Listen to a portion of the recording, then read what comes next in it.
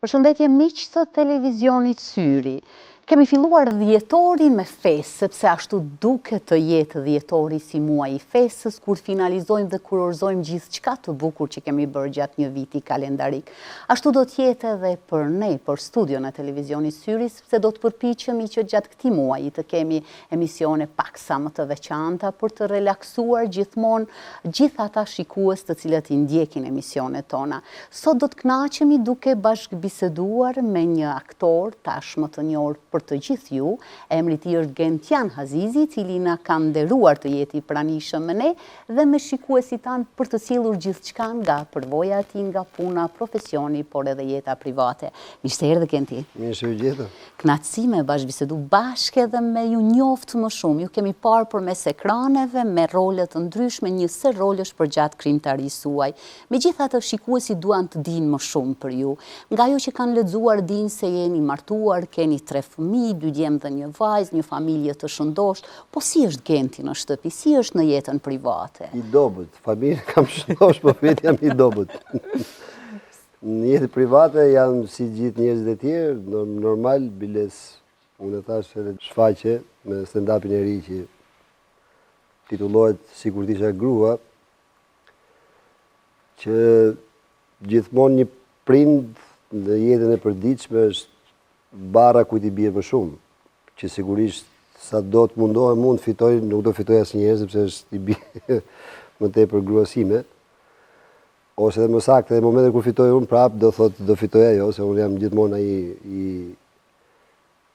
ai që nuk prekupohem shumë për fëmijët, ai që nuk që merret gjithmonë me punët e veta, që ka se dhe shkaku i punëve të mia është edhe një çik mosprania në familje, po gjithsesi unë jam munduar në vite të kem një koordinim sepse janë dhe 3 fëmijë, nuk është e lehtë që të kesh koordinim dhe mundohem që ta ndihmoj ti me shoqin, po flasim që tregojmë burri mirë, unë edhe gatuaj vetë, kështu që shkoj gatuaj në drekë në shtëpi të fëmijëve, pastaj marr gocën nga shkolla, që është më e vogla, dhe mundohem, thjesht mundohem. Kanë marrë diçka nga profesioni jot, nga ajo, sepse duke qenë aktor në profesion, a duhet jeni edhe aktor në shtëpi?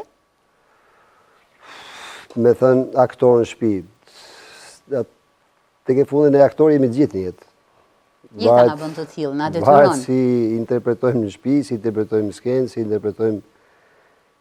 Unë nuk di ta ndaj aktrimin nga jeta e përditshme, sepse jeta e përditshme është jam unë, kurse aktrimi është një personazh tjetër që unë bëj. Kështu që nuk është se them në shtëpi jam unë.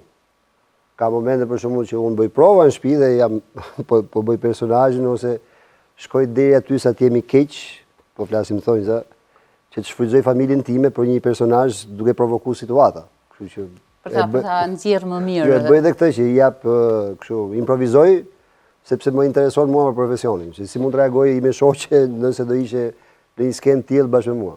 Këto janë gjëra që i bëj normalisht dhe për këtë bëjmë i çik i padëshurueshëm nga gruaja. Ju kemi parë në një sër rolesh, keni provuar edhe filmin, keni provuar skenën, aktrimin dhe pothuajse keni shkëlqyer kudo. Cila është jeta e një aktori në Shqipëri? Këtu në Kosovë duket sikur shpesh ballafaqohen me situata të ndryshme, si nga ana financiare, ashtu edhe nga fondet për realizimin e filmave të ndryshëm, shfaqjeve të ndryshme. Si qëndron situata në Shqipëri? I kemi të njëjtat halle? Unë nuk dua t'i futem asaj që quhet politike të bërit art, sepse jam shkëput nga i lloj sistemi dhe shoh vetëm atë që unë mund t'jap, jo atë që unë mund të marr nga sistemi. Se ajo që mund të marr nga sistemi, askush nga aktorët nuk merr nga sistemi. Përkundrazi, i bën një jetë sa të po flasim të vështirë, duke qenë gjithkohës për shkak të pasionit dhe për shkak të profesionit që kanë zgjedhur, të angazhuar 24 orë në ditë, ku sakrifikojnë dhe familjen, atë që thash edhe unë, dhe shpërblimi pastaj është ajo që merr, po flasim financiarisht, është jo, nuk po them qesharake, po është një janë shifra që ti nuk përballon të jetën tënde të përditshme.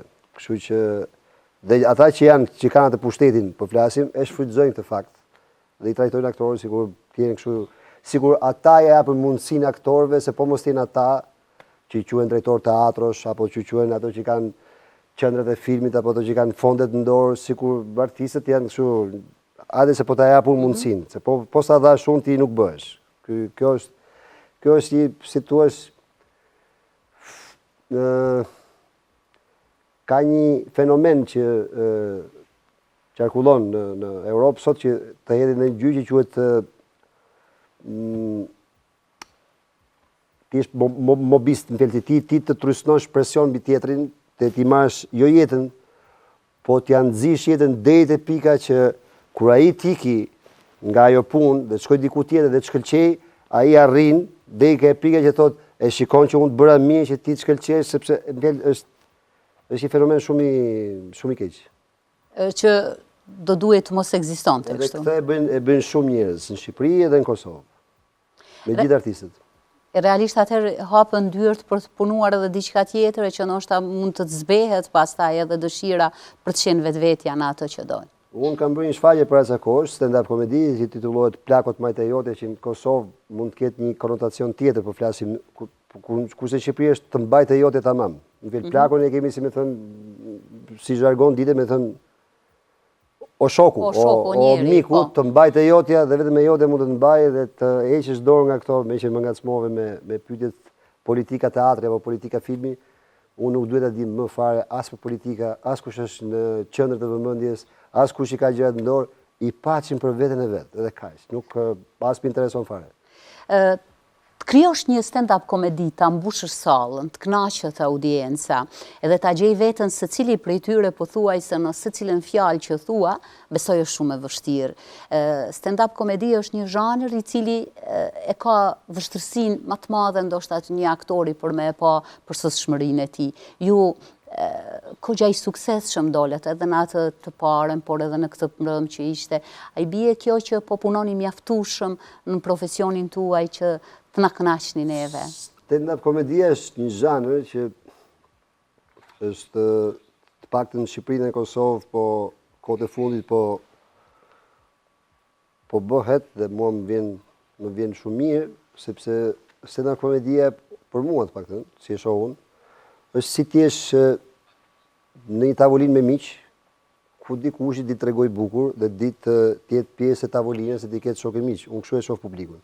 Nuk e shoh publikun asnjëherë që ky është një publik që ka ardhur për mua dhe unë jam aktori, jo, i shoh gjithë si miq. Dhe në momentin kur përfshihen, atëherë krejtësia është akoma më e madhe se kënaqem vetë përpara se të kënaq publikun. Kështu që unë gjithmonë kështu i kam parë njerëzit. Është e zorshme për ta mbajtur gjallë publikun, gjithë ata minuta një njeri vetëm në skenë. Sepse është si ti jesh i ulur në një tavolinë ku të vinë shumë dhe ulen bashkë me ty dhe ti duhet të çohesh në këmbë dhe të tregosh një histori tënde ku ti përfshit gjithë, kurse secili vjen me hallet e veta nga jashtë. Atë kush është vështirësia, nëse kanë ardhur me të pa ty dhe ti mund t'i ngacmosh që të nxjerrin edhe pak nga problemet e veta të ditës, se secili në tavolinë, edhe kur vjen te ne, vjen me problemet e veta. Që vjen ulen në tavolinë thotë do të tregoj të vetat. Kështu që unë kështu e shoh.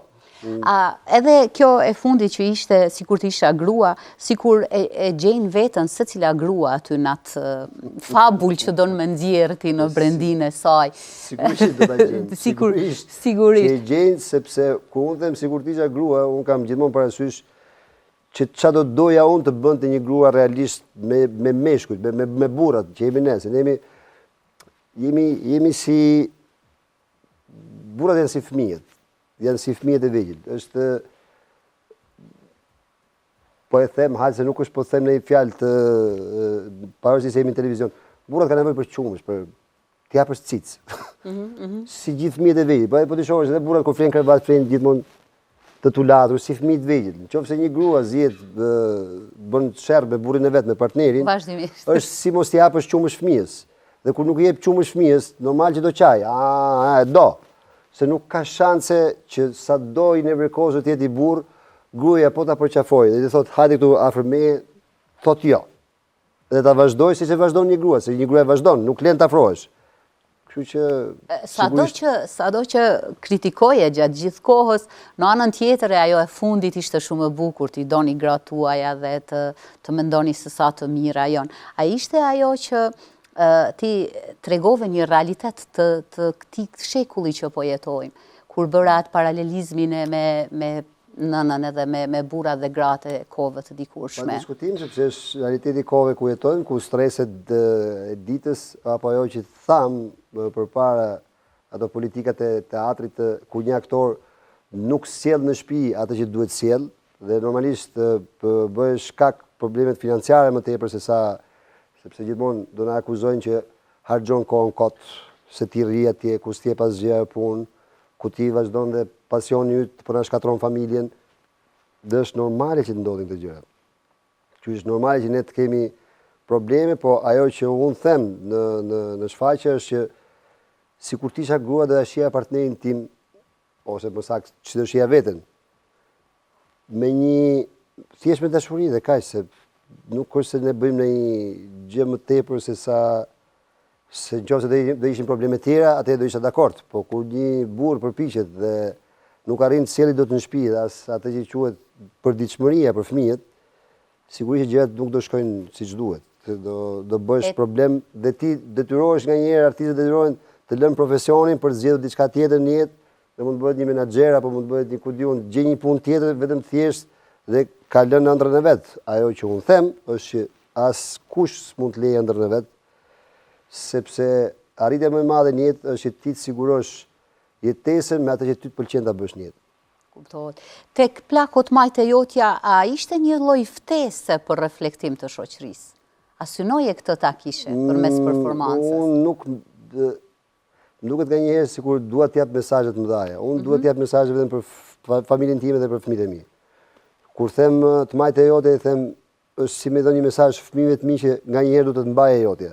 Dhe duhet të jesh kaq këmbgulës të gjën tënde që edhe sikur të kesh pengesa në jetë, nëse unë e kam dalë, do t'ja dalësh edhe ti. Kaq nuk merrem me mesazhe po flasim për shoqërinë, e kam vetëm te familja ime dhe te fëmijët e mi. Ashtu duket. Dhe nëse unë arrit të jap ta përcjell ke familja ime dhe ke fëmijët e mi, unë jam një familje shqiptare, kështu që besoj që vlen për gjithë familjen shqiptare. Cilat janë ato 3 specifika që ty të kanë bë kaq të mirë gjatë këtij rrugtimi të suksesshëm? Përpjekja për të bërë mirë. Përpjekja për të bërë mirë. Dhe kjo i përfshin të treja ato që them. Po nga rolet, ke ndarë diçka në veçantinë e tyre? Po flasim role personazhe. Personazhe, pikërisht. Unë kam role goxha në filma dhe nuk di të ndaj sepse ai është rol, është personazh, është karakter. Unë nuk mund ta ndaj një karakter nga tjetri që ky është më i mirë apo ky sa realizohet më mirë apo jo. Kurse në stand-up komedi jam vetja, kështu që nuk. A mund të reflektoj ndonjëherë diçka personale që lidhet me një personazh dhe pastaj ta jep shumë më mirë atë? Po sigurisht që çdo gjë lidhet me diçka që ty të përket. Dhe ajo që mua më përket, besoj që i përket edhe tjetrit, sepse ai tjetri ka një person tjetër që i përket. Kështu që është një po flasim një network, është diçka e lidhur që kur njerëzit shohin veten, atëherë sigurisht edhe reagojnë. Unë nuk marr përsipër të jap mesazhet e mëdha të botës, të bllokojmë, të mbyllim frymën e ozonit apo se nuk jam i aftë të jap mesazhe të tilla, as nuk kam këtë lloj impakti, por sigurisht mesazhet që unë dua të jap përpara familjes time dhe fëmijëve të mi. Që në jetë çdo gjë është e vështirë dhe akoma më e vështirë do bëhet. Fakti që unë flas për një kohë ku e kishin më të thjeshtë baballarët tanë, them që sot ne kemi më të vështirë. Ka ndryshuar gjërat. Për të jetuar me fëmijët që mbajnë gjithkohës telefonin dorë. Është një se s'ke që thua. Ku sot rrjetet sociale janë më të afta se sa ty. Ti për shembull shef, ti futesh në një program apo në shef një artist dhe një që ka ndjeksa followers në Instagram dhe ti detyrohesh ai pse ka ndjeksa dhe followers në Instagram, që është një rrjet social, që është një botë virtuale, ti thua që prit për çka kam punuar gjithë këtë kohë. Dhe kjo të vjen të sjell përballë një realiteti që thu, okay, le të fitoj ajo, po atë mua për çam doni këtu. Në këtë se nuk jam rrjet social. Unë jam social në skenë, që dalë dhe flas me njerëz janë si unë. Megjithatë tregu po ofron kineast të ndryshëm të cilët edhe po i japin ndoshta duken sikur është diçka e mirë, por në realitet nuk është një film që do duhej të promovojë aq shumë. Ju aktorët me përvojë, pse nuk e ngritni zërin kur dalin në skenë kineast të cilët nuk ja vlen? Atë para punës, po derisa thua kineast që nuk ja vlen, atë nuk janë kineast. Pa të tillë quhen ata. Ata të tillë promovohen edhe quhen. Derisa ti po e përgjithëson si pyetje, kur nuk ka një emër specifik, që të flasim për një emër specifik, si e shoh unë atë, po flasim për ata që e quajnë veten kinas dhe bëjnë diçka që nuk e s'janë kinas, dhe kaq. Nuk merrem për diskutimin, nëse duan ta quajnë veten kinas, duke bazuar ke ata që kanë qenë kinas, që kanë bërë filma, që për mua po flasim qoftë Shqipëri, qoftë Kosova, po qoftë aktorë si Bekim Fehmi, apo Faruk Begolli, apo në Shqipëri Kadri Roshi, apo qoftë se një njeri vjen dhe thot sot që ka një rrjet social dhe u thot unë jam kinas si ata, atë unë them jo dhe kaq. Nuk rrit merrem me duhet të qëndronin atë profesionalizmin tuaj edhe pa u përpjek. Atë të shfaqesh një film në kinema nuk do të thotë që je kineast. Besoj që unë dhe dhash përgjigjen. Ju kemi parë edhe në Dancing with the Stars, në një dimension tjetër. Sa ishte një eksperiencë e bukur kjo për ju, edhe pse ndaloj? Shumë e bukur, jo, duhet ndalonte, dikur do ndalonte, sepse nuk është se ti, askush nuk pretendon në atë emision që ti jetë balerin. Ne jemi, gjithë aty janë amatorë që po flasim që bëjnë profesionet tjera dhe... Sa ju freskojnë atë? Jam kënaqur, argëtuar në atë emision, sepse unë kam thënë dhe në salë, të kërcesh me yjet, unë ishja gjithë si yje në salë, edhe publikun. Ku dy yjet që ndryqoni më shumë për mua, ishte ime shoqe dhe vajza ime. Unë kërceva me yjet edhe nuk është se dikur do dalës, se do ikës. E shijove? Shumë. Kishte vështirësi me që ishte nga e para gjithçka? Pa diskutim sepse u futa në një disiplinë ku kërkonte disiplinë. Dhe ajo disiplinë që nuk kishte në zhanrin tim, sjell ato vështirësitë e veta, edhe po sigurisht që më bëri mirë, u dobësova 6 kg, kështu që neta 6 javë u dobësova 6 kg. Mësova patjetër. Sepse do ta shfrytëzosh për përditshmërinë, sepse nuk është i disiplinë ti kërcen si po kërcen lokal. Apo po kërcen diku në një das, apo po kërcen diku për qefin tënd. Jo, ai duhet kërcej sipas ca rregulla. Kështu që dhe ju shërbej gjithsesi. Patjetër, pa diskutim. Çfarë bën një rol të mirë? Një performancë të mirë në skenë? Çfarë bën një rol të mirë? Një aktor i mirë, çfarë bën? Një aktor i mirë bën një rol të mirë. A është edhe publiku ai i cili duhet ta merr feedbackun pastaj për me pa nëse shfaqja ka qenë? Ne gjithë artin tonë e bëjmë për publikun, nuk është se e bëjmë vetëm për veten tonë. Sepse pa publikun ne për çfarë po e bëjmë? Kështu që ka kush e tërheq vëmendjen që po flasim prapim të rrjetet sociale me gjëra të tjera dhe krijojnë dhe është publik, ka një publik vetin. Ka disa tjerë që krijojnë publikun në një skenë teatri, apo në një skenë në një sallë kinemaje, apo në një lokal, apo është çështje shihesh dhe është publiku ai që të gjykon edhe të do apo s'të do. Nëse i ktheni retrospektivës edhe roleve dhe personazheve që keni kaluar, ka diçka nga i rrugtim të cilin do ta bëni të ndryshe? Sa herë ti kthehemi të sime do bëhet një gjë. Do bëhet njëjtën gjë. Njëjtën gjë.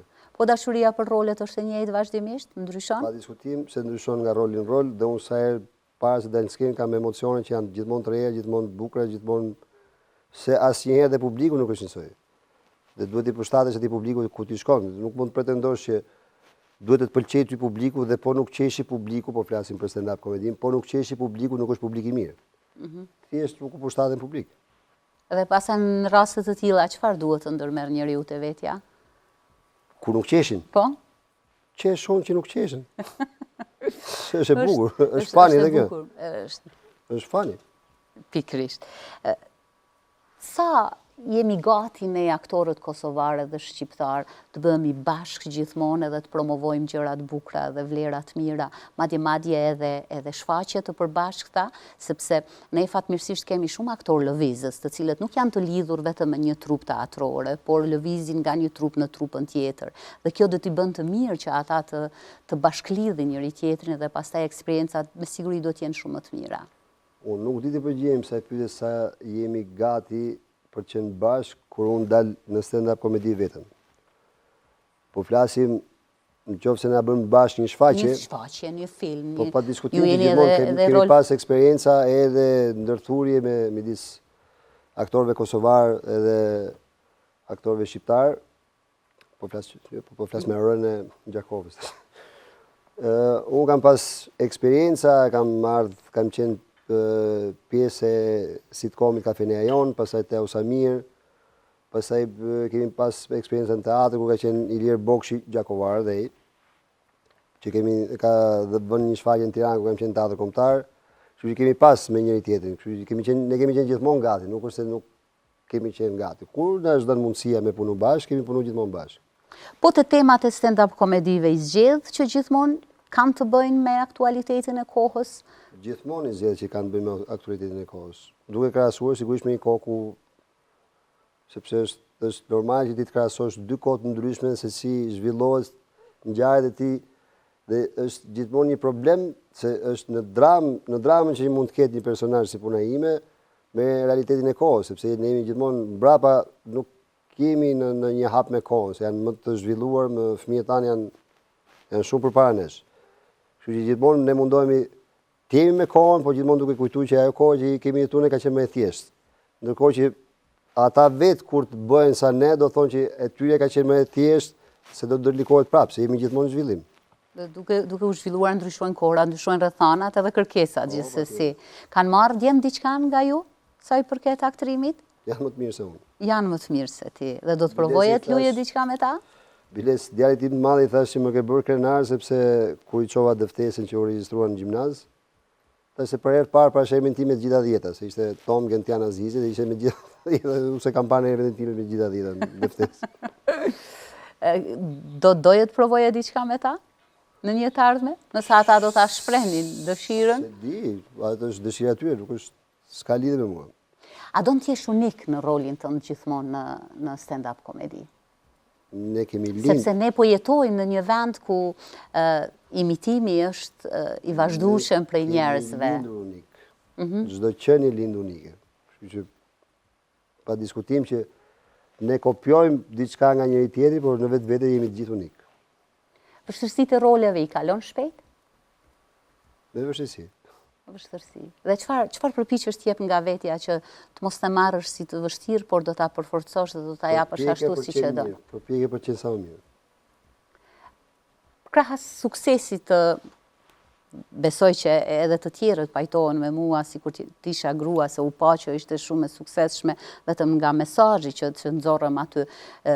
Presim diçka tjetër më të mirë për Presim diçka tjetër? Pas kësaj. Pas kësaj. Unë sa fillova premierën, kështu që duhet bëj shfaqje me këtë, me plakot majtë jote kam bërë 105 shfaqje, me çfarë do bëjmë kur të rritem 50 shfaqje, kurse kjo është shfaqja parë që bëra, kështu që gjitha tema të kapshme, që kjo është si duket ajo formula e punës sate. Tema sa më i thjeshtit njeriu aq më që mund ta gjejnë veten grup mosha të ndryshme. Gjë më e vështirë është thjesht i thjeshtë. Ti je ndërlikuar dhe është gjë më e vështirë është thjesht i thjeshtë, kaq. Të di them. Do të vazhdosh me këtë premierë edhe në qendra të tjera të Kosovës? Tash do vazhdoj me shfaqje, se kjo është premierë. Premiera u bë. Po. Dhe Bran Gjakov dhe jam shumë i kënaqur që u bë premiera në Gjakov. Dhe ishte me datë 28 nëntor që më përkuan dhe datat. Dhe sigurisht do vazhdoj me shfaqjet. Dhe që shfaqjet gjithmonë i kam pas edhe me tur, që do thotë që do kthehem prapë në Gjakov për shfaqje për publik, se ishte me ftesa më tepër se sa për publik.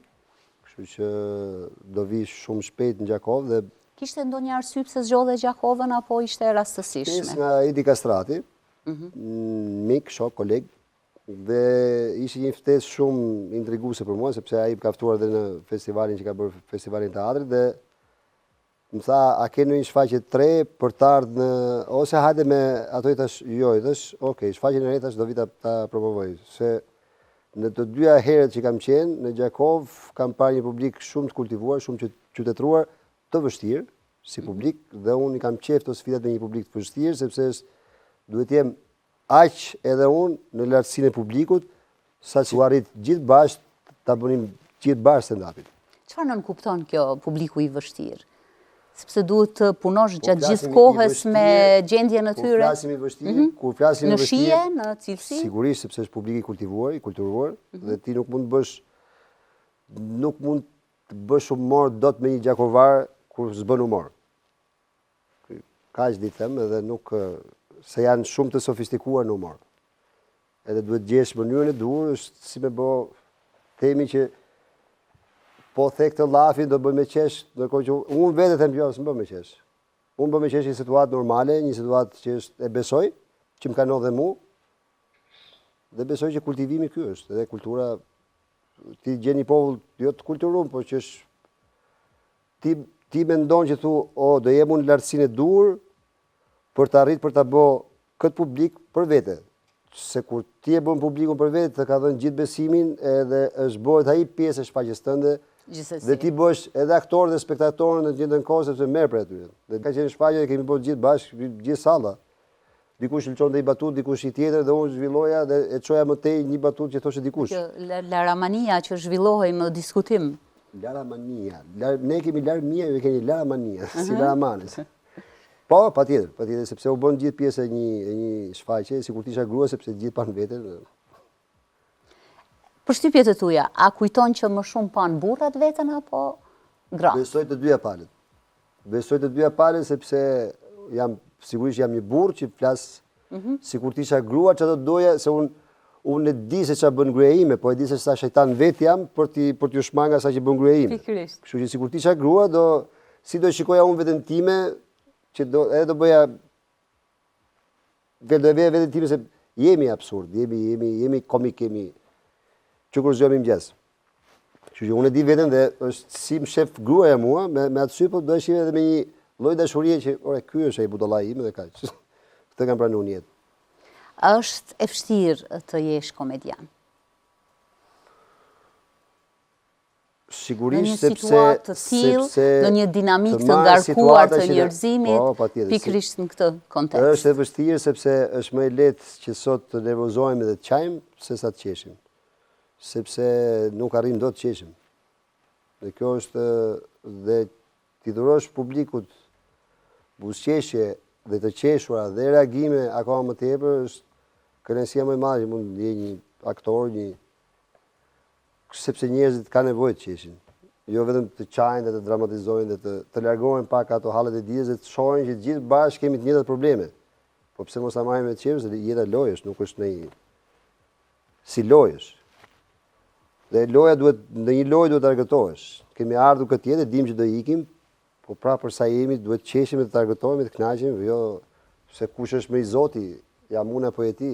Unë s'kam nevojë që të vi dikush që më thotë tani po tregojmë ty se si kush është suksesi në jetë. Se suksesi në jetë nuk matet me sa lekë ke bot ti dhe se mund t'japësh edhe shfaqje, të vish mbushësh sallat për treguar se kush është jeta jote dhe ti ke bë lekë dhe ke arrit. Që po mos përmendim emra. Dhe thua që ky është suksesi. Dhe ke ai suksesi yt ti marrësh lekë tjerë për të treguar se kush është suksesi. Atëherë nuk është sukses për mua. Sukses për mua është që ti të rrisësh fëmijët e tu për ditë, merresh me problemet e tyre, shkosh ta marrësh nga shkolla, të shkosh aty të qash me të sepse u vra te ajo, ti gatuash fëmijës, ti bësh ti bësh atë, jo ti tregosh tjerëve se sa i zgjuar je ti dhe duhet paguaj unë që të tregosh se kush është suksesi. Suksesi nuk janë lekët për mua. Dhe baballarët e ronjën për mua janë ata që janë të përditshëm me familjen, me fëmijët. Dhe preokupohen me secilin. Edhe me që përballen me çdo gjë. Kjo është. Sepse ai njeri që mendon që është i suksesshëm sepse ka bërë lek. Dakor? Shumë mirë. Atë modeli unë duhet të jap fëmijët mi. Kjo është ajo që unë përpiqem me fëmijët e mi, që them të majtë ajote.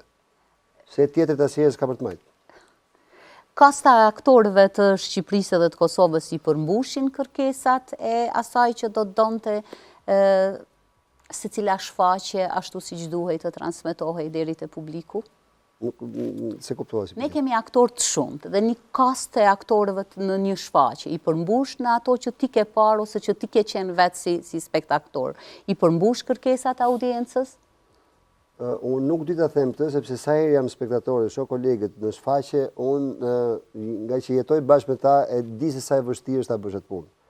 Dhe nganjëherë unë vuaj emocionet e tyre dhe unë dua vetëm thjesht të shijoj shfaqjet. Dhe nëse për mua një shfaqje e kalon atë 50% tim të po flasim që kënaqem ose nuk kënaqem, në momentin që ma kalon atë 50% që po kënaqem, nuk e vras me mendjen fare për të e përmbushi apo se përmbushi detyrën. Thjesht unë duhet të shkoj dhe të argëtohem, të kënaqem, apo të emocionohem, apo të qesh, apo të qaj, e them, mora një gjë të bukur sot. Kaq. Kjo është më e mira, sepse ashtu edhe e shijon më shumë. Si do ta përmbyllësh vitin 2022? Surprizë. Surprizë. Do t'jetë për ne apo Për gjithë. për të gjithë? Mirë. Keni ndonjë porosi për ata që guxojnë të shkollohen për aktrim? Se çfarë u duhet atyre, sepse është një rrugtim i vështirë. Mos heqin dorë nga ëndrat dhe mos heqin dorë edhe kur ata që kanë ëndrat tona në dorë, përpiqen të thonë që ti bën, ti s'bën sepse unë dua, sepse po të bëre këtë që them unë, ti do bëhesh. Po se bëre, jo, mos bëhen asnjëherë, as ushtar, as servil, as vasal, as fare. Thjesht të djegin ëndrat, thjesht me guxim. Sepse jemi unik, ky jam dhe kaq. S'do të pranojnë për shumë kohë, po do vijë një moment që qofse ti vërtet e do atë ëndër, të do vërtet ti është një aktor i mirë, dalësh një publik mirë, është publiku ai që të vlerëson. Nuk është as kush nga titullarët, as kush, as të gjykoj se çfarë do publiku, sepse ata janë titullarë për vete. Kalove edhe ti në këtë rrugtim? Sigurisht që kam kaluar gjithë jetën time këtë. Kishte ndonjë moment kur doje të ktheheshe prapa? Jo, unë e thash, sa herë do kthesha mbrapa do bëhet një gjë. Shumë kam pasur shkopinj, jo shkopinj, po thjesht denigrim të figurës time. E kam jetuar dhe jetoj këtë gjë. Po jam prapë plakot me dhe jote. Është bukur t'jesh aktor. Pa diskutim. Për mua t'jesh aktor është edhe misioni.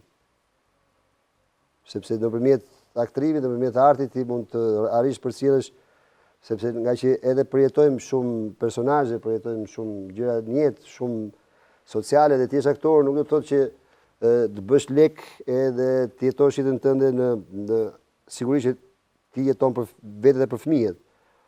Por kur arrin t'japësh mesazhe në jetë, ose kur do t'japësh mesazhe, për mua mesazhet që mund t'japi një aktor janë shumë më tepër se sa që mund t'japi